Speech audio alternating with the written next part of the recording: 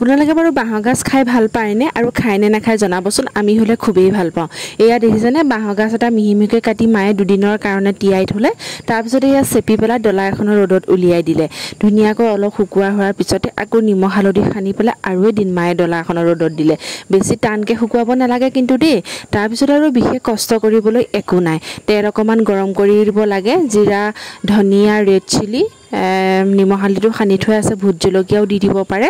এনেকৈ দি সকলোখিনি সানি আৰু নিমখ অকণমান কম হোৱা দেখি মায়ে আকৌ অকণমান দি দিলে দেই। তাৰপিছতে আৰু একো কষ্ট নাই, বাঁহৰ গাজৰ খৰিচা আচাৰ প্ৰায় ৰেডি হৈ গ'ল।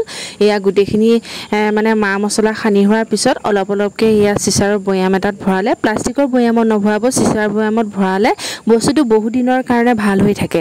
আপোনালোকে যদি এনেকৈ বাঁহৰ গাজৰ খৰিচা আচাৰ বনাই পোৱা নাই, এবাৰ বনাই চাবচোন, খাই খুবেই ভাল লাগে। আৰু ৰেচিপি আছে বাঁহৰ গাজৰ, কেতিয়াবা খালে আপোনালোকৰ মাজলৈ নিশ্চয় আগবঢ়াম। এয়া দেখিছেনে ৰেডি হৈ গ'ল আছে।